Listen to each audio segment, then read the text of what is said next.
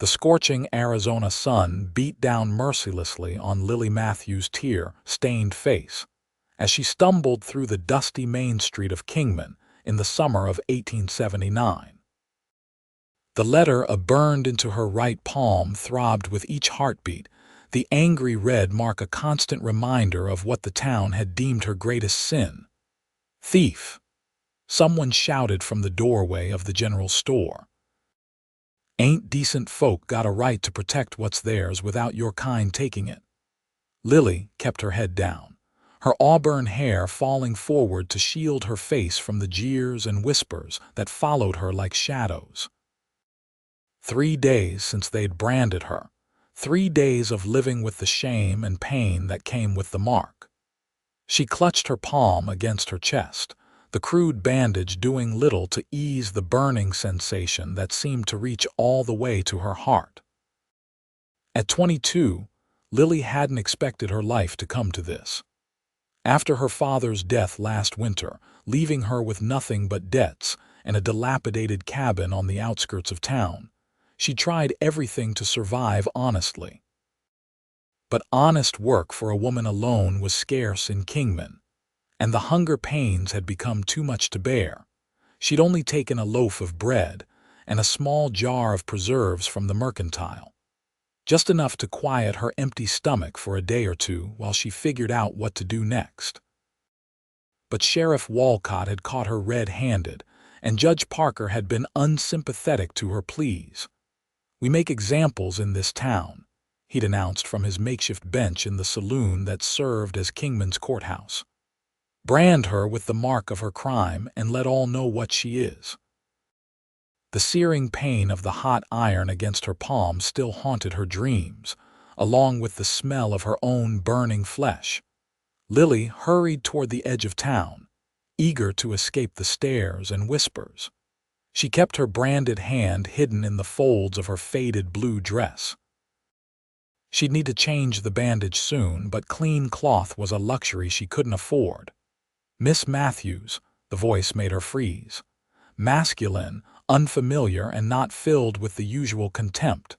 She turned slowly, wary of another cruel jest at her expense.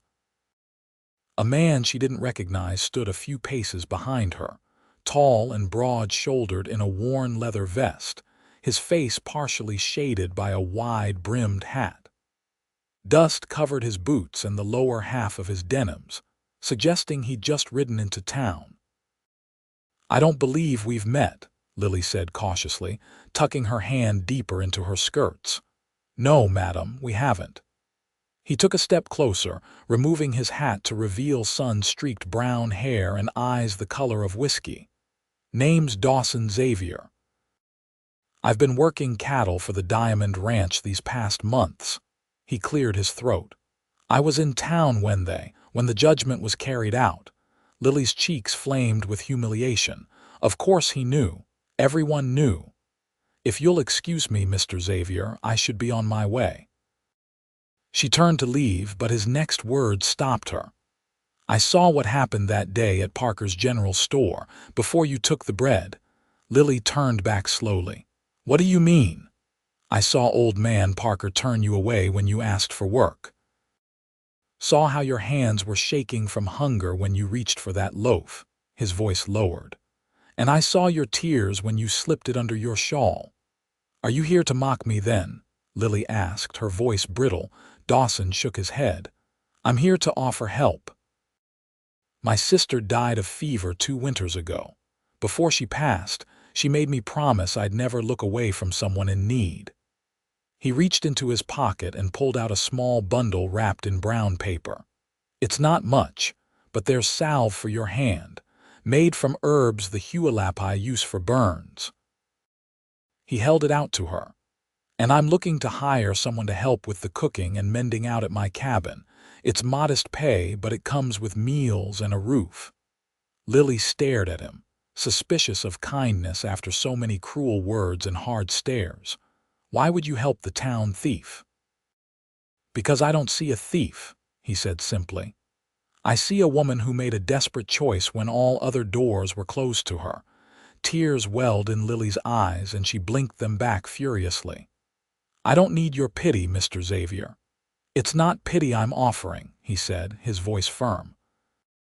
"It's a fair chance." After a moment's hesitation, Lily reached out with her unblemished left hand and took the small package. "Thank you for the salve and the job." Lily looked past him toward the center of town where Judge Parker was emerging from the saloon. His eyes narrowed as he spotted her talking with Dawson. "Your cabin," she said quietly. "Is it far from town?" "About 5 miles west, near Coyote Springs." Lily nodded slowly. "I'll consider it." "I'll be at the livery at sundown," Dawson said, replacing his hat. "If you decide to accept." As he walked away, Lily unwrapped the small package. Inside was a tin of pungent-smelling salve and something else, a small folded note with a pencil sketch of a rose emerging from thorny brambles. Beneath it, in a surprisingly elegant hand for a cowboy, were the words, "Even marked things can bloom again." For the first time since the branding, something like hope flickered in Lily's chest. The whispers followed her all the way back to her cabin, a run-down structure that had once been her father's pride.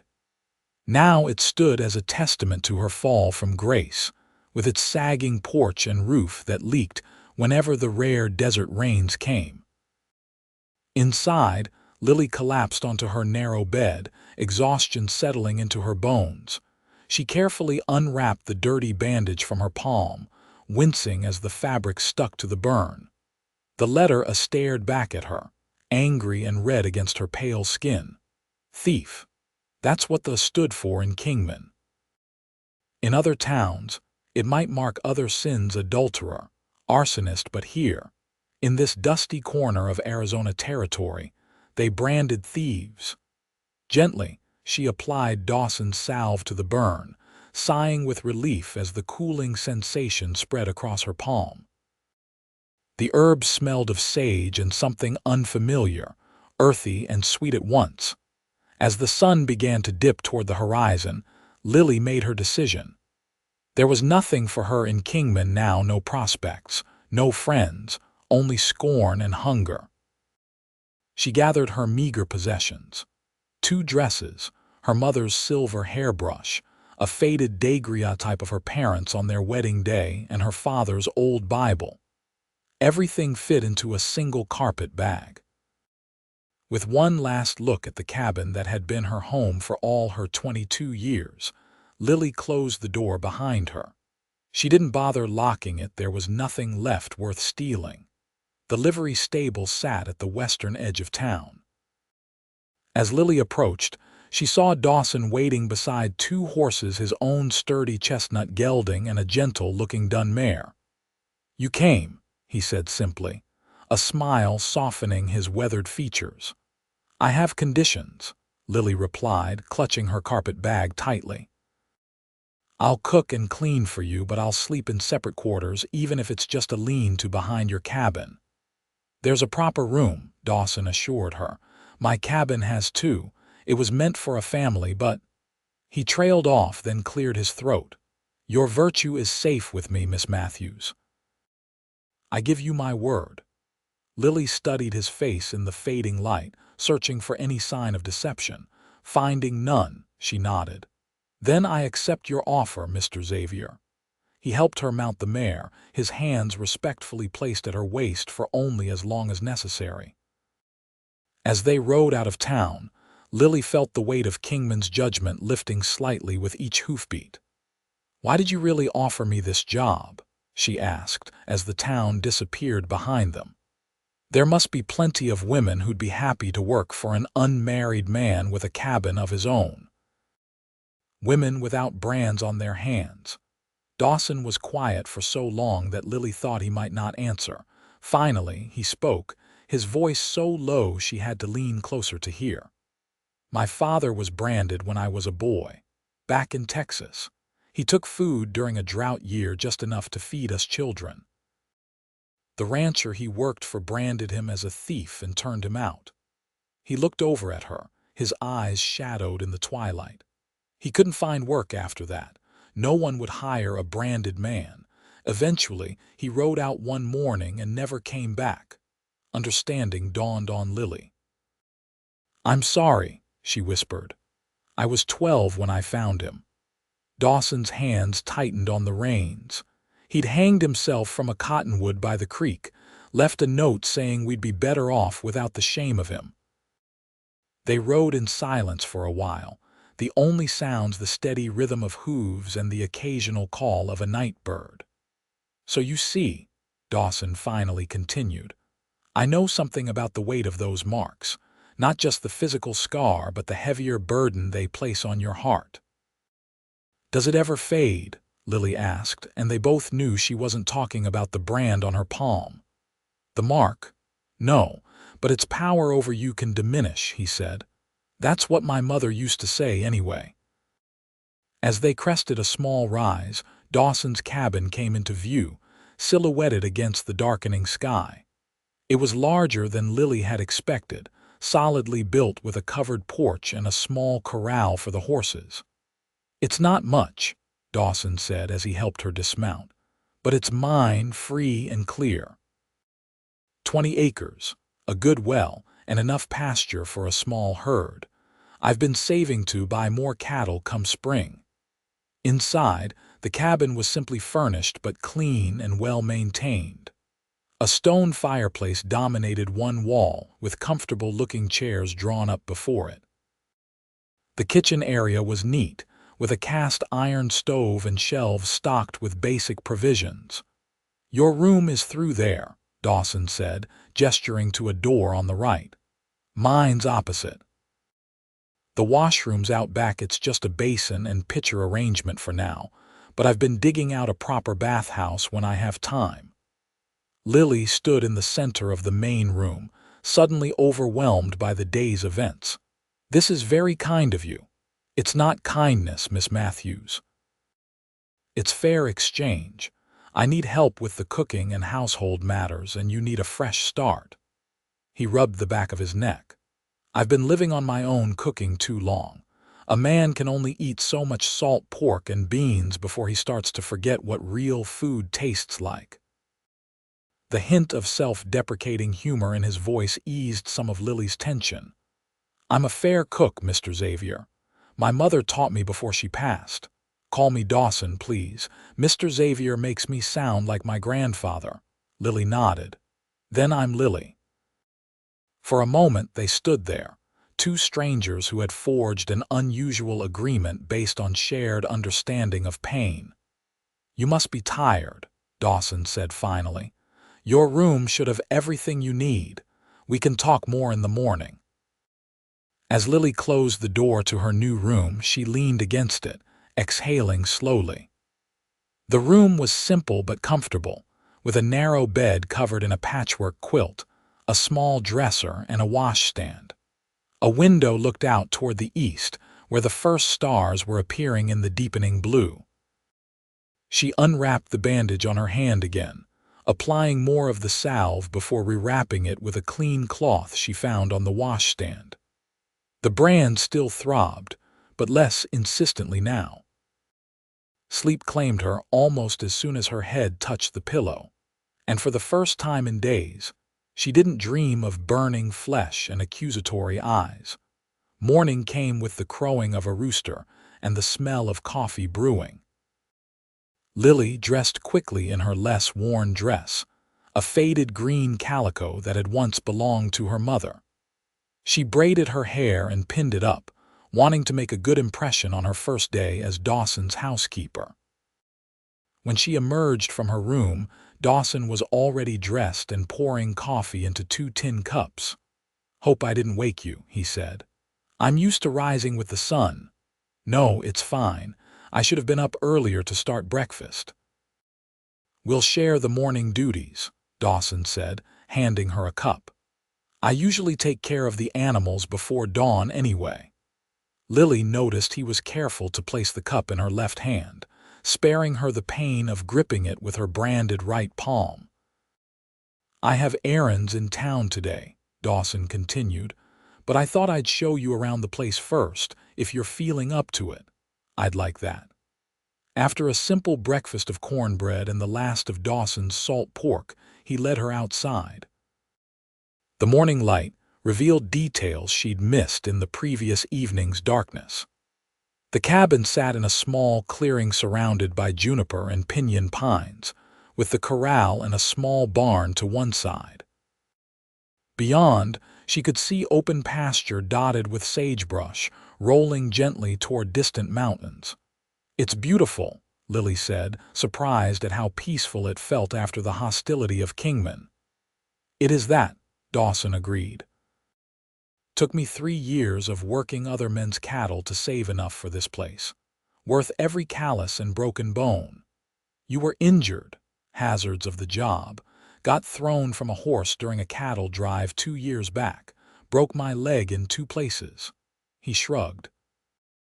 "It healed well enough, though it tends to ache when rain's coming."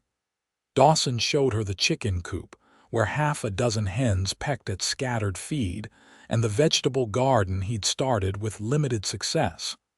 "I'm afraid my talents lie more with livestock than lettuces," he admitted ruefully. "Everything either withers or gets eaten by rabbits before I can harvest it. I could help with that," Lily offered. "My mother kept a fine garden. I know something about keeping pests away. I'd be grateful for any improvements." "The root cellar's over there," he pointed to a small mound with a door built into it. "It keeps things cool even in summer, but it's pretty bare right now." As they completed the tour, Dawson seemed to grow more hesitant.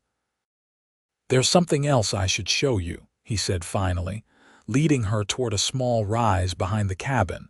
At the top of the rise stood a lone oak tree, unusual for the arid landscape. Beneath it was a small grave marked with a wooden cross.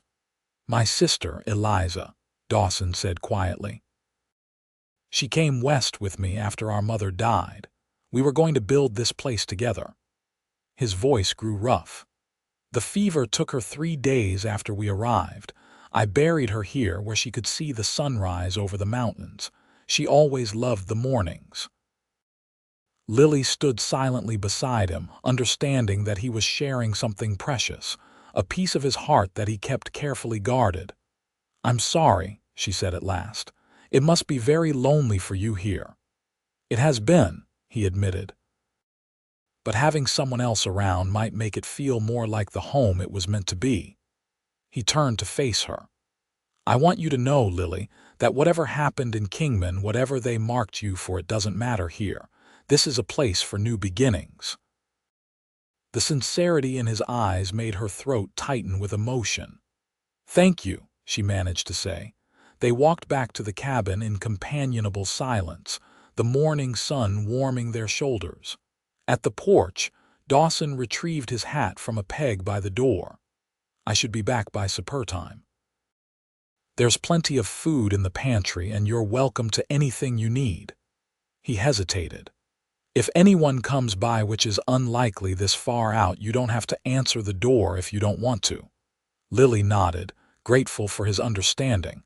"Be careful in town. People might talk about you hiring me." A muscle tightened in Dawson's jaw. "Let them talk. I've never much cared for other people's opinions of my business." After he rode away, Lily stood on the porch for a long moment, breathing in the scent of juniper and sage. Then she turned and went inside, ready to begin making this strange new place her own. The cabin, though neat, showed clear signs of bachelor living. Lily set to work, dusting and sweeping, organizing the kitchen to her liking. She found flour and lard in the pantry and decided to surprise Dawson with fresh biscuits for supper. As she worked, she kept her bandaged hand carefully protected, but even so, the pain flared whenever she used it too much. By midday, she had to rest, sitting at the table with her hand elevated as her mother had taught her to do with burns. She unwrapped the bandage to check the wound. The salve had helped. The angry red had faded somewhat, and the swelling had decreased, but they remained stark and clear. Lily traced the edges of the brand with her left fingertip, wondering if she would ever grow accustomed to carrying this mark of shame. A sound from outside startled her hoofbeats approaching the cabin. Dawson couldn't be back already. Quickly rewrapping her hand, Lily peered out the window. A rider was approaching, but it wasn't Dawson. The man was older, with a gray beard and a dusty black coat that marked him as someone of importance, perhaps a judge or a preacher. Lily's heart raced. Had someone from Kingman sent him? Was he here to run her off Dawson's property? She considered hiding, but pride kept her standing as a knock came at the door. Taking a deep breath, she opened it. "Good day," the man said, removing his hat. "I'm looking for Dawson Xavier." "He's not here," Lily replied cautiously. "He's gone to town." "Ah." The man studied her with keen blue eyes. "And you would be?" "Lily Matthews. I'm Mr. Xavier's housekeeper." The lie felt safer than the truth, which was more complicated than she could explain to a stranger. "I see." The man's expression remained neutral. "I'm Reverend Thomas Harper. I serve the outlying homesteads in this area. I try to visit each family once a month to bring news and offer spiritual comfort." Lily relaxed slightly. "Dawson should be back by evening. Would you like to leave a message? Just tell him I came by. I'll return next week." He turned to go, then paused. "Miss Matthews, are you new to these parts? I don't recall seeing you before." "Yes," Lily said, resisting the urge to hide her bandaged hand behind her back. "I arrived yesterday." The Reverend's eyes flickered to her hand, but his expression revealed nothing. "Well then, welcome to Coyote Springs. It's a good community, small but decent folk for the most part." "Thank you," Lily said, surprised by his neutral tone. Either he hadn't heard about her branding or he was choosing not to mention it. "Good day to you, Miss Matthews." With a tip of his hat, the Reverend mounted his horse and rode away. Lily watched until he disappeared from view, wondering what he truly thought of finding a young woman alone at Dawson's cabin. Would he spread rumors? Would Dawson regret bringing her here? She returned to her work with renewed energy, determined to prove her worth. By late afternoon, the cabin was spotless. Fresh biscuits were cooling on the table, and a pot of bean soup simmered on the stove. Dawson returned just as the sun was beginning to set, his horse laden with supplies. Lily hurried out to help him unload. "You've been busy," he commented, noting her flour-dusted apron. "I hope you're hungry," she said. "Supper's nearly ready." As they carried packages into the cabin, Dawson stopped short at the doorway, taking in the transformed interior. The floors gleamed, the windows sparkled, and the mismatched dishes had been arranged neatly on the shelves. "You didn't have to do all this in one day," he said, setting down a bag of flour. "I wanted to," Lily replied. "It helps me feel useful." Dawson's expression softened. "Well, it certainly looks better than it has since Eliza was alive. She always said I lived like a bear in a cave." Lily smiled at that. "Reverend Harper came by," she said, remembering her visitor. "He said he'd return next week." A shadow crossed Dawson's face. "Harper's a good man, but he's got strong opinions about proper living arrangements. I expect he'll have something to say about our situation." "I told him I'm your housekeeper," Lily said quickly. "It's the truth, isn't it?" "It is," Dawson agreed, "but small communities run on gossip. Someone will eventually connect you to the branding in Kingman if they haven't already." The reminder of her mark dampened Lily's spirits. "Did anyone in town mention me today?" Dawson busied himself unpacking supplies. "Some talk. Nothing worth repeating." "Please tell me," Lily insisted. "I'd rather know what I'm facing." He sighed, setting down a package of coffee. "Judge Parker was asking questions about where I'd taken you. Seemed mighty interested for a man who'd already passed his judgment." "And what did you tell him?" "That you're working for me as my housekeeper, and that's the end of it." Dawson's jaw set in a stubborn line. I also mentioned that I don't appreciate how they handled your case. Alarm flashed through Lily. You confronted the judge, Dawson, that could cause trouble for you. I didn't confront him. I just made my position clear. He glanced at her bandaged hand. No one has the right to mark another human being like livestock, no matter what laws they claim to be upholding. His vehemence surprised Lily. You barely know me. I could be exactly what they branded me as, a thief. Are you? Dawson asked directly. I took the bread, Lily admitted, looking away, and the preserves. I was hungry. I hadn't eaten in 2 days. That's not what I asked. Are you a thief, Lily, in your heart? No, she whispered. I've never taken anything before that day. Dawson nodded, as if confirming something he already knew. Then the mark is a lie, no matter who put it there. They ate supper at the small table, Dawson praising the biscuits and soup with such enthusiasm that Lily couldn't help blushing. After the meal, he insisted on washing the dishes, saying her hands needed rest to heal properly. As they sat before the fireplace later, a comfortable silence between them, Dawson pulled a small package from his pocket. I got something for you in town, he said, handing it to her.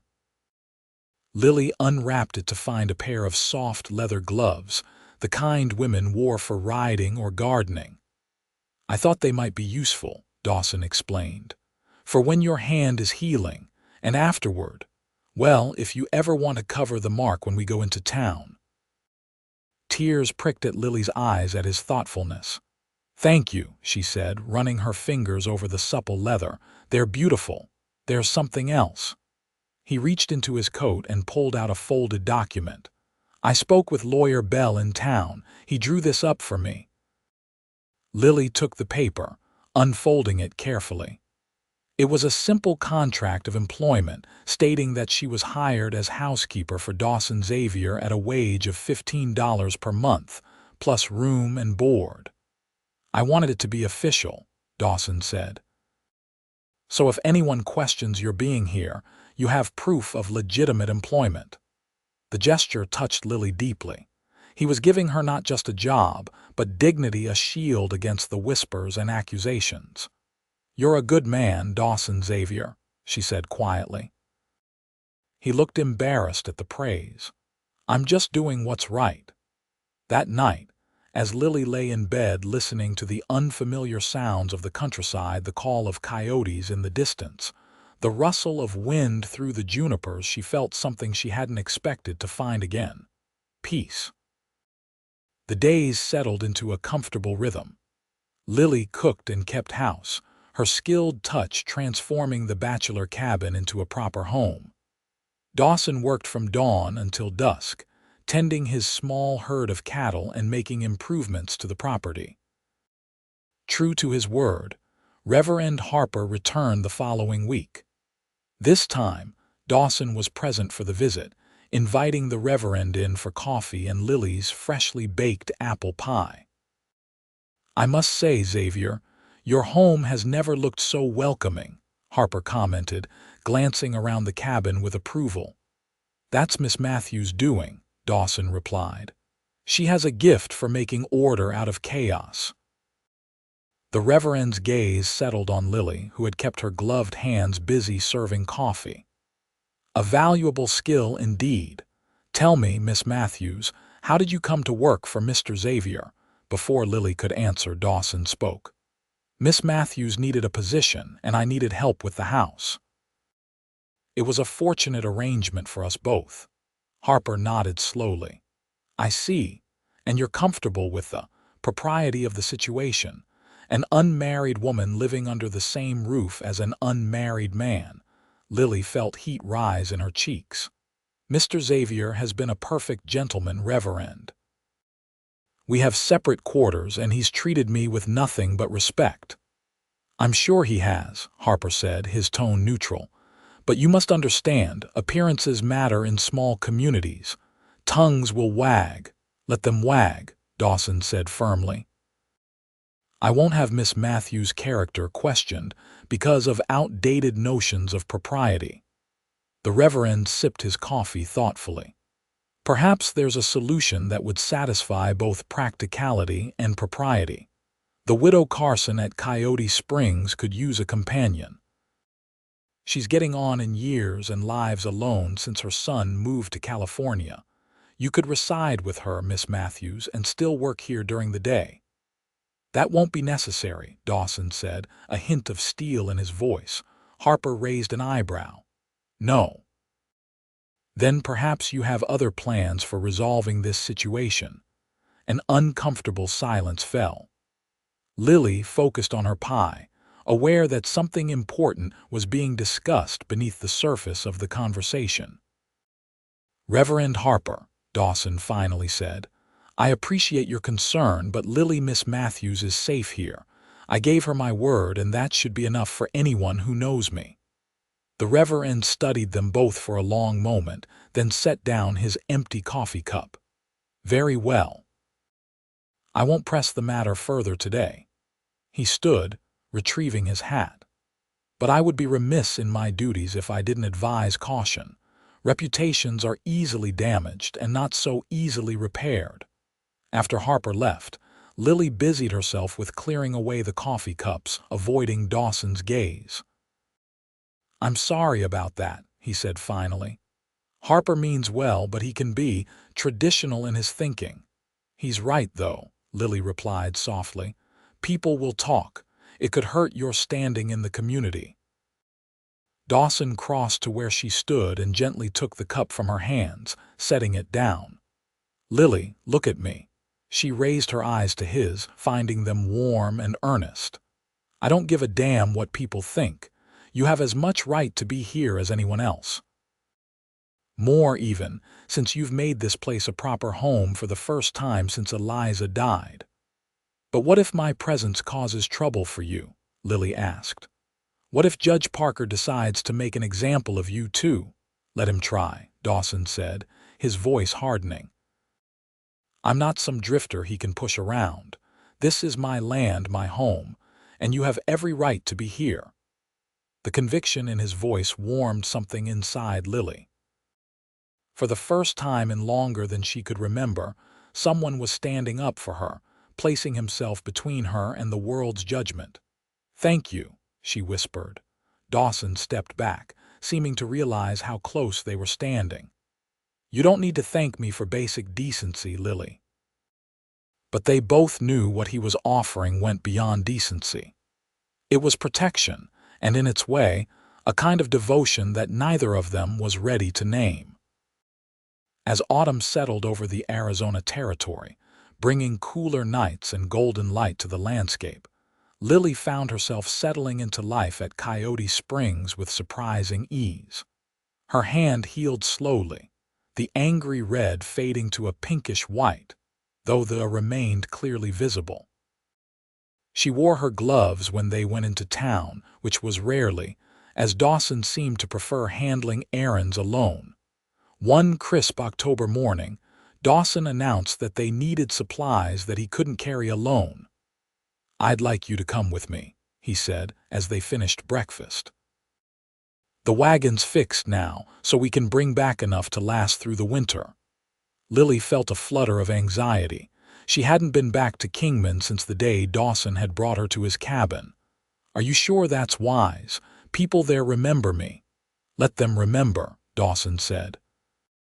You've done nothing wrong, and it's time they saw that their judgment hasn't broken you. Lily wasn't certain she felt unbroken, but she appreciated his confidence. All right, she agreed.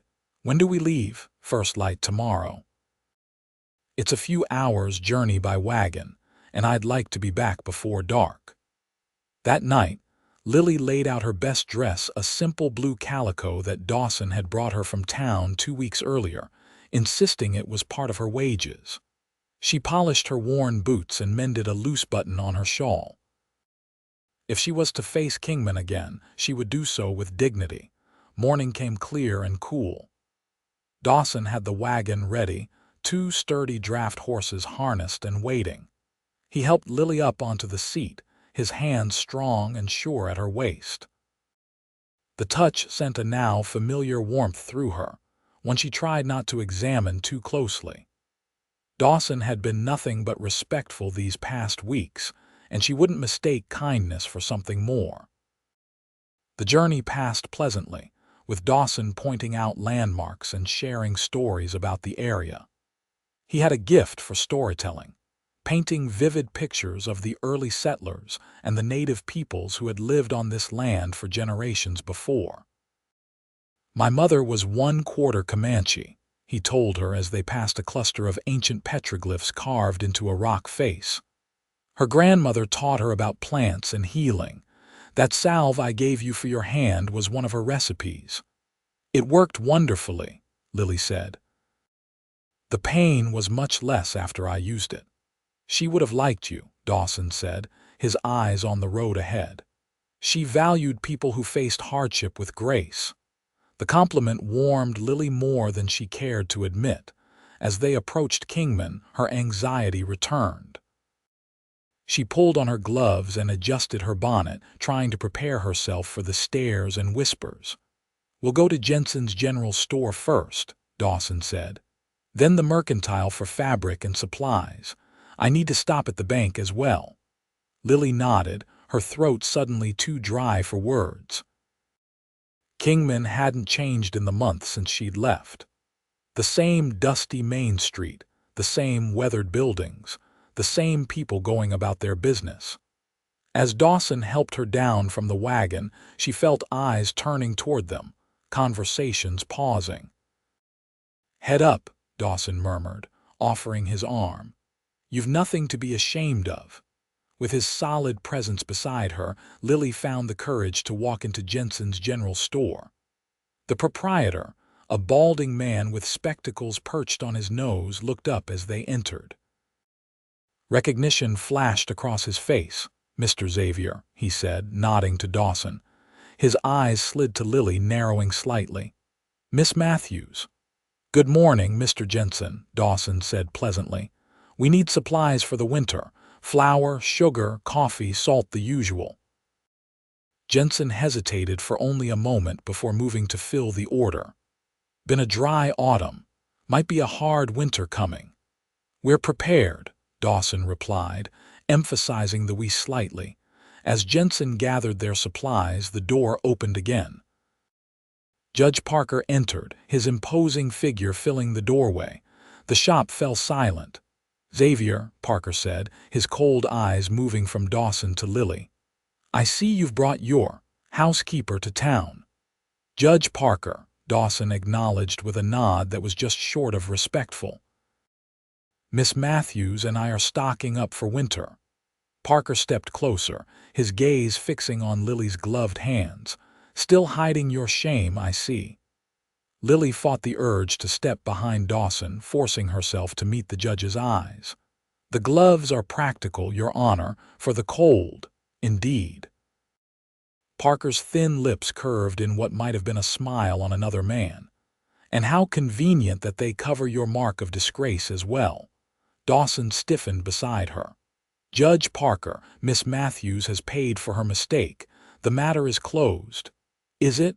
Parker turned his attention to Dawson. "You know, Xavier, harboring a branded criminal reflects poorly on a man's judgment. People might wonder what other lapses you're capable of." "Are you threatening me, Judge?" Dawson asked quietly. "Merely observing," Parker replied. "This territory runs on reputation." "Yours was solid, until recently." Lily felt sick. This was exactly what she had feared, that her presence in Dawson's life would taint him by association. "My reputation stands on its own merits," Dawson said firmly. "As does Miss Matthews' character, regardless of what mark you put on her." Parker's eyes hardened. "Be careful, Xavier. Even a landowner can find himself on the wrong side of the law if he challenges its authority too openly." "Is that a fact?" Dawson's voice remained even, but Lily could feel the tension radiating from him.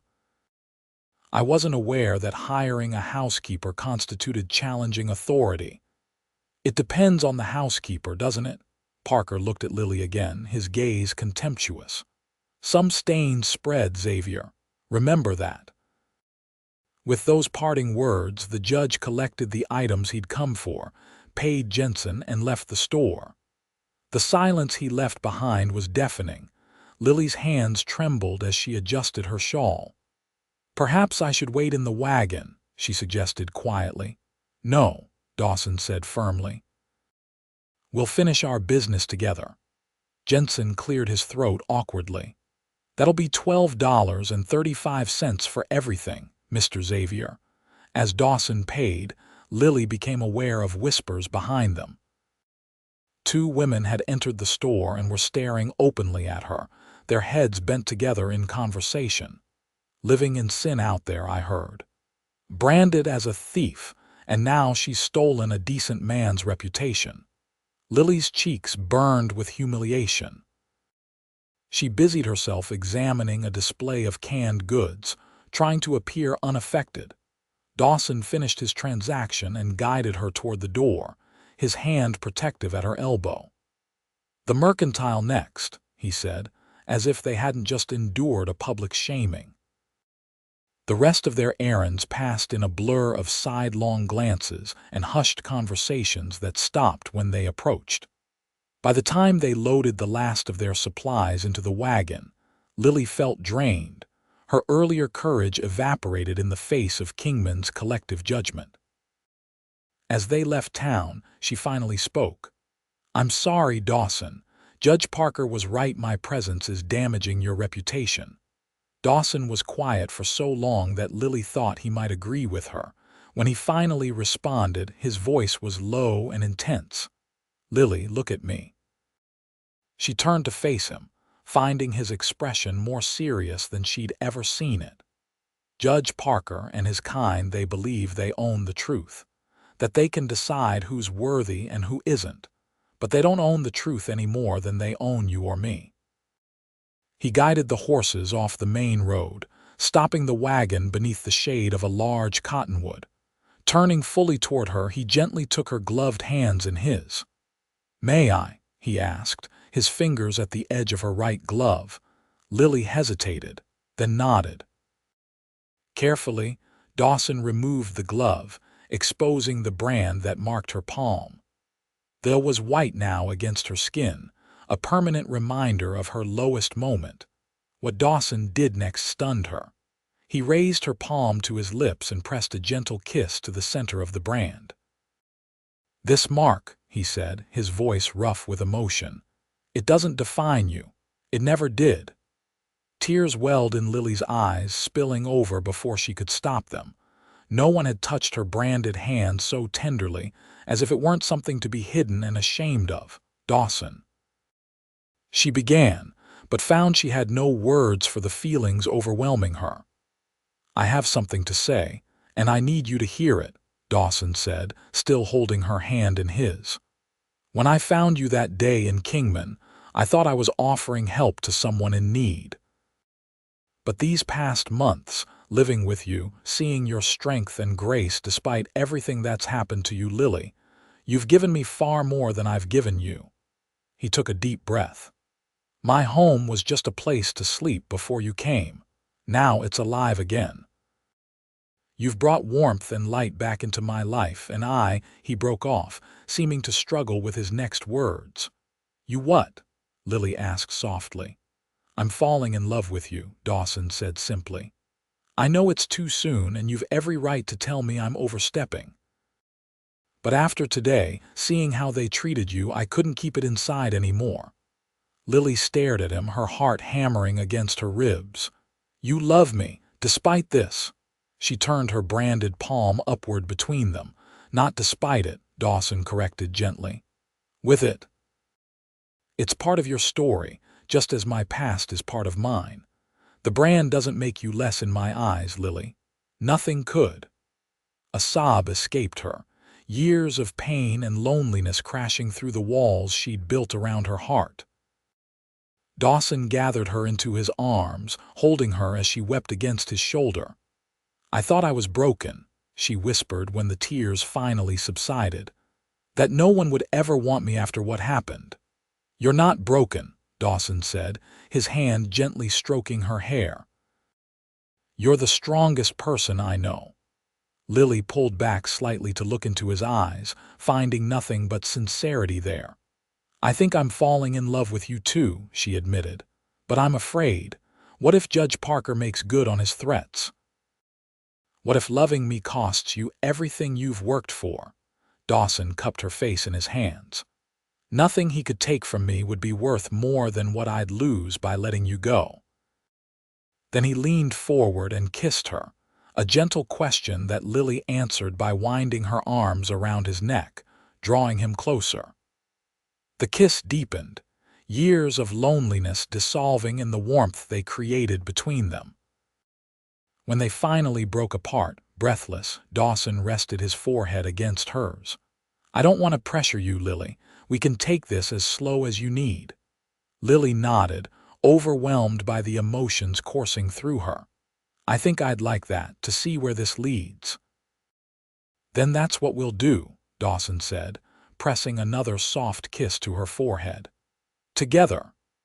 As they continued their journey home, the wagon loaded with supplies for the coming winter, Lily felt a lightness she hadn't experienced in years.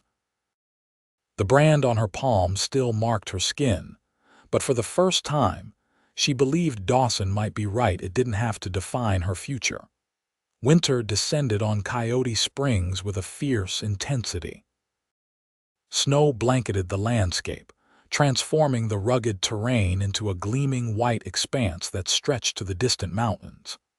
Inside the cabin, Lily and Dawson found a rhythm to their days that felt as natural as breathing. Mornings began with Dawson tending the livestock while Lily prepared breakfast. Evenings were spent by the fire, reading aloud from Dawson's small collection of books or simply talking until the embers died down. Their relationship blossomed cautiously, like a desert flower after rain.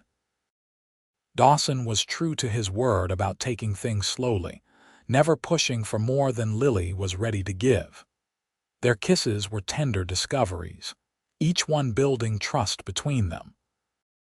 One snowy evening in late December, as they sat before the fire, Dawson produced a small package wrapped in brown paper and tied with string. "An early Christmas gift," he explained, handing it to Lily. "I've been working on it for a while." Curious, Lily unwrapped the package to find a pair of gloves unlike any she'd seen before.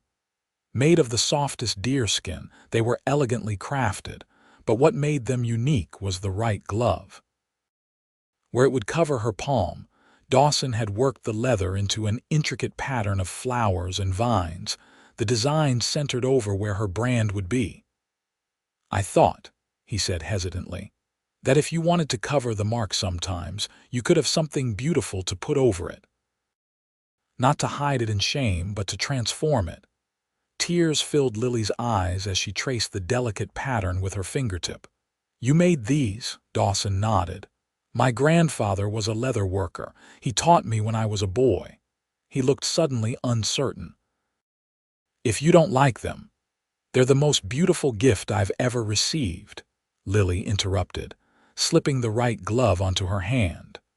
The soft leather molded perfectly to her skin, the flowered design transforming the plain glove into a work of art.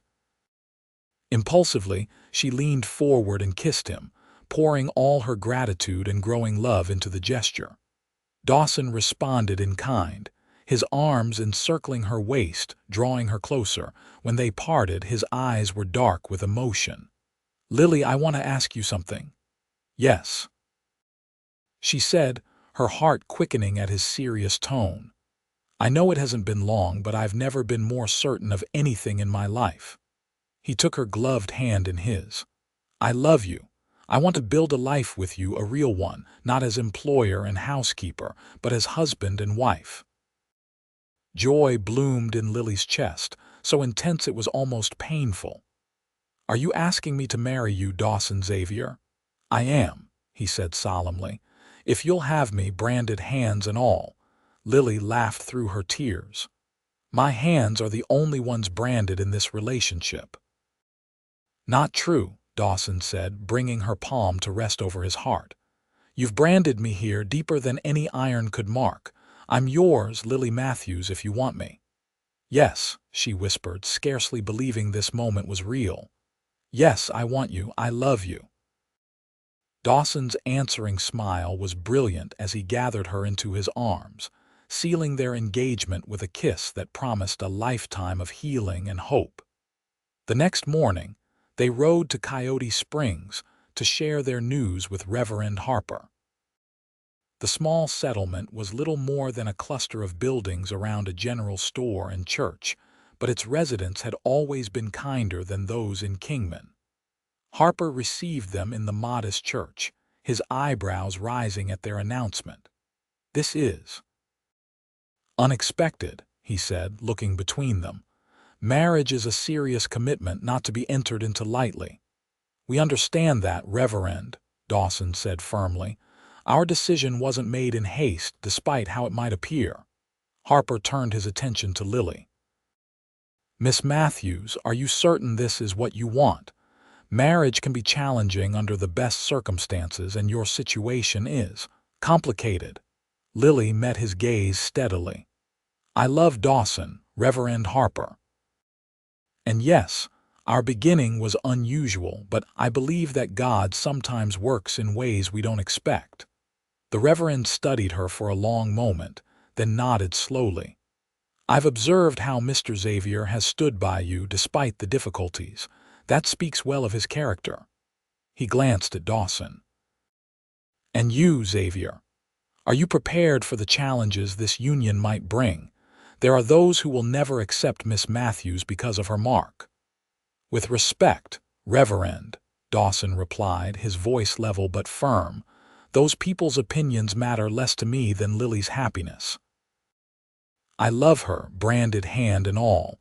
In fact, I admire her more because of what she's endured." Something in Harper's expression softened.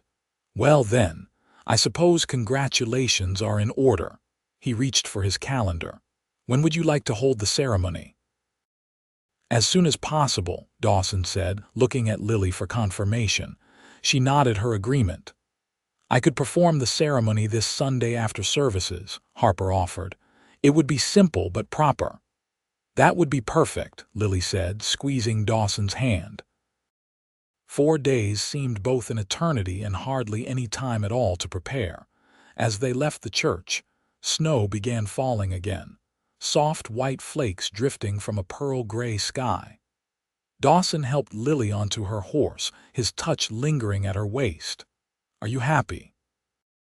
he asked, looking up at her with such love that it made her breath catch. "Happier than I ever thought I could be again," she replied honestly. Their wedding day dawned clear and cold, the snow-covered landscape glittering under a brilliant blue sky. Lily stood before the small mirror in her room, adjusting the collar of her dress, a new one Dawson had insisted on buying for her. Deep blue with delicate white lace at the cuffs and collar. Her hair was arranged in soft waves around her face, pinned up with the tortoiseshell combs that had belonged to her mother. A knock at the door startled her from her reverie. "Lily, are you ready?" Dawson called. "The wagon's all set." "Almost," she replied, reaching for her new gloves. She hesitated, looking down at her branded palm. Today, of all days, she wanted to feel whole, unmarked. But as she traced the white scar with her fingertip, she realized something important. The brand was part of her story, the story that had led her to Dawson. Leaving the gloves on the dresser, she opened the door. Dawson stood there in a new black suit, his hair neatly combed, his face freshly shaved. He looked so handsome that Lily's heart skipped a beat. His eyes widened as he took in her appearance. "You're beautiful," he said softly. "So are you," she replied, smiling at his surprised laugh.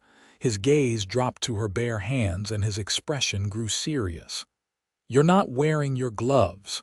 "No," Lily said, feeling strangely calm about her decision. "I don't want to hide anymore, Dawson. Not today.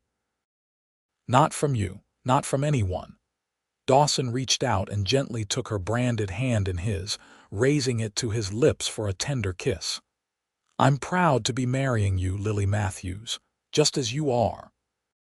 The church at Coyote Springs was small but welcoming, filled with the golden light of morning streaming through simple glass windows.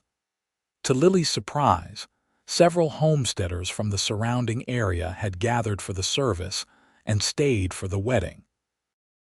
They greeted her with smiles and nods, accepting her presence without comment on her marked hand. As Reverend Harper spoke the words that would bind them as husband and wife, Lily felt a sense of coming home not to a place, but to a person.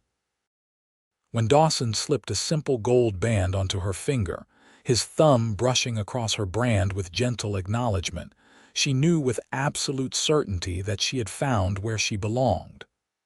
"I now pronounce you husband and wife," Harper declared. "Mr. Xavier, you may kiss your bride." Dawson's kiss was tender and reverent, a promise sealed before God and their small community. When they turned to face the congregation as Mr. and Mrs. Xavier, Lily was surprised to see genuine happiness on the faces around them.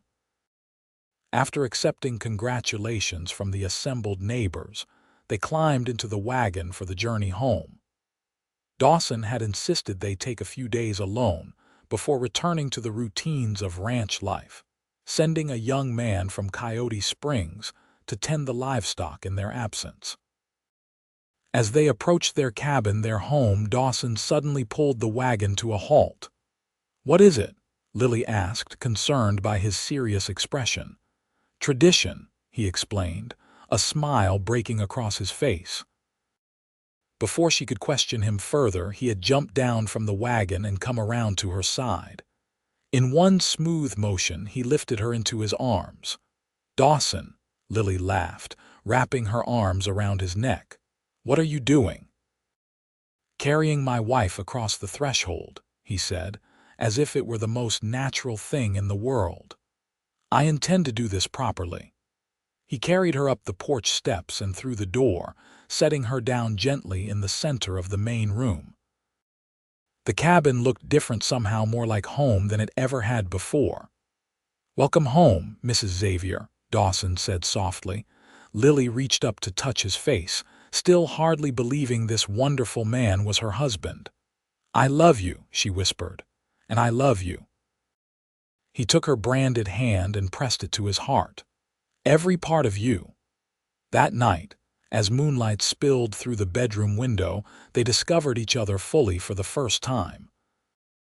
Dawson's touch was gentle yet passionate, his reverence for her body making Lily feel treasured in ways she had never imagined possible. When he kissed her brand in the darkness, she felt the last walls around her heart crumble away. "We erase the mark together," he murmured against her skin, echoing words he had spoken months ago when he'd first given her hope. "Not by hiding it, but by loving despite it, because of it, until it becomes just another part of our story." In his arms, Lily found healing deeper than she had thought possible. The brand remained on her flesh, but its power to shame her diminished with each loving touch, each whispered endearment, each moment of acceptance. As winter gave way to spring, their love deepened and grew stronger. The ranch prospered under their joint care, with Lily's garden thriving and Dawson's small herd increasing. They spoke sometimes of children, both hoping to fill the house with the laughter and love they had found in each other.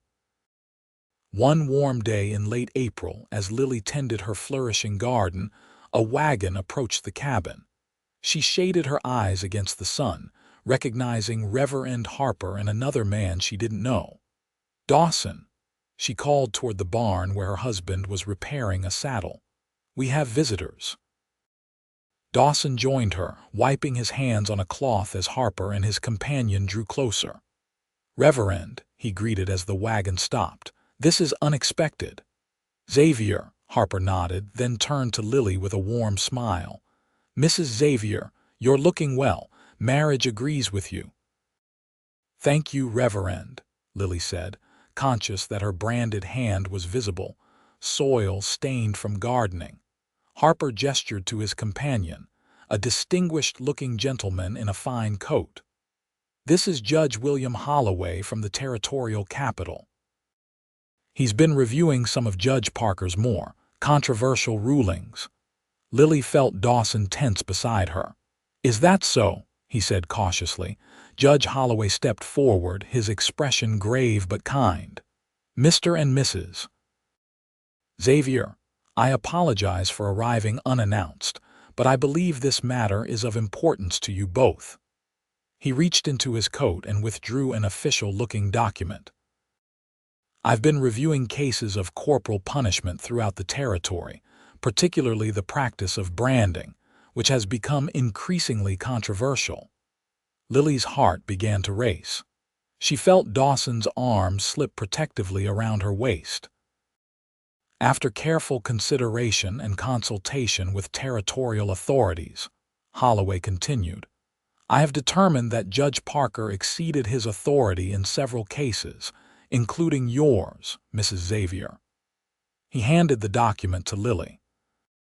This is an official pardon and expungement of your conviction. While it cannot undo the physical mark, it removes the legal stigma entirely. In the eyes of the law, you were never branded a thief. Lily stared at the paper in her hands, hardly comprehending the words through her tears. I don't understand, she managed finally. Why now? Several citizens filed complaints about Judge Parker's methods, Harper explained, glancing at Dawson. Your husband was quite persistent in challenging the legality of your punishment. Dawson looked slightly embarrassed. I may have written a few letters to the territorial governor. More than a few, Holloway said with a slight smile. And you weren't alone. It seems Judge Parker's harsh brand of justice has made him more enemies than friends. He's been removed from the bench, pending a full investigation. Joy and disbelief warred within Lily. So it's over, truly over. It is, Holloway confirmed. You're free of the legal shadow, Mrs. Xavier. What you do with that freedom is entirely your choice. After the judge and reverend departed, Lily stood in the yard, still holding the pardon in her trembling hands. Dawson came to stand behind her, his arms encircling her waist, his chin resting on her shoulder. Are you all right? He asked softly. I'm not sure what I am, Lily admitted. Happy, relieved, angry that it took so long. All of it at once, I think. Dawson turned her gently to face him. What matters is that they finally acknowledged the truth we already knew. You never deserved that brand. But I'll always carry it, Lily said, looking down at the white scar on her palm. Dawson took her hand and placed it over his heart, as he had done so many times before. And I'll always be here to remind you that it doesn't define you. It never did. Lily leaned into his embrace, feeling the steady beat of his heart beneath her branded palm. You know what's strange? I'm almost grateful for it now. Dawson pulled back slightly, looking at her in surprise. Grateful? If they hadn't branded me, I might never have met you, Lily explained. I might never have learned how strong I could be, or discovered that real love sees past scars to the heart beneath. Understanding dawned in Dawson's eyes. Even the darkest moments can lead to light if we're brave enough to keep walking forward. And we have, Lily said, raising her face to his. Together. As Dawson's lips met hers in a kiss that spoke of years of love yet to come, Lily knew with absolute certainty that they had indeed erased the mark together, not from her skin, but from her soul. Where shame had once lived, now there was only love, acceptance, and the promise of a future brighter than either of them had dared to dream. 5 years later, the Xavier Ranch had grown into one of the most prosperous in the territory. The small cabin had been expanded into a proper ranch house, with a wide porch where Lily often sat in the evenings, watching the sunset paint the desert in gold and crimson. On such an evening, Dawson joined her on the porch swing, their 4-year-old son Daniel asleep against his chest. Beside Lily sat their 2-year-old daughter Eliza, named for Dawson's sister, her small fingers tracing the pattern of flowers Lily had embroidered on a quilt. "Is he finally asleep?" Lily asked, smiling at the sight of her husband cradling their son. "Out like a lamp," Dawson confirmed, his voice soft with affection. "That boy has more energy than a spring storm." "He takes after his father," Lily teased, reaching over to brush a lock of dark hair from Daniel's forehead. As Dawson settled beside her on the swing, Eliza crawled into Lily's lap, her small hand reaching up to pat her mother's cheek with sleepy affection. "Mama's hand," she said, taking Lily's right palm and examining the white scar that had faded with time but would never disappear entirely. Lily exchanged a glance with Dawson. They had agreed never to hide her past from their children, believing that honesty was the foundation of the family they were building. "Yes, sweetheart," Lily said gently. "That's Mama's special mark." "Pretty," Eliza declared, tracing the with one tiny finger. "You think so?" Lily asked, surprised by her daughter's assessment. Eliza nodded solemnly. "Like a flower." Dawson's free arm tightened around Lily's shoulders. "She's right, you know," he murmured. "Everything beautiful in our life grew from that mark, in its way." Lily leaned her head against his shoulder, watching as Eliza's eyelids grew heavy. "I never thought I could be this happy," she admitted. "Not after." "I know," Dawson said, understanding as always. "But that's the miracle of it, isn't it? How the worst moments of our lives can lead to the best, if we're brave enough to keep going." As the first stars appeared in the darkening sky, Lily looked out over the land that had become their home, the garden she had coaxed from the desert soil, the corrals where Dawson's prize horses grazed, the small schoolhouse they had helped build for the growing community of Coyote Springs. All of it born from that terrible day when an iron brand had seared her flesh, but failed to break her spirit. "We should get these little ones to bed," Dawson said, rising carefully with Daniel still asleep in his arms. Lily gathered Eliza close, feeling her daughter's warm weight against her heart. "I'll be there in a moment."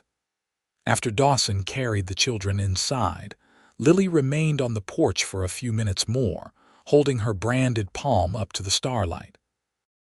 The "that had once meant shame" now told a different story, one of resilience, redemption, and a love strong enough to transform even the deepest wounds into badges of honor. She thought of the words Dawson had spoken to her that first day, when he had offered not just salve for her burn, but hope for her future. Even marked things can bloom again. How right he had been. Her life had bloomed beyond anything she could have imagined, nurtured by Dawson's steadfast love and her own newfound courage.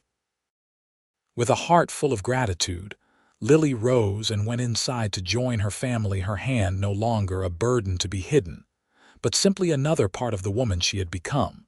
Strong, loved, and finally, completely free.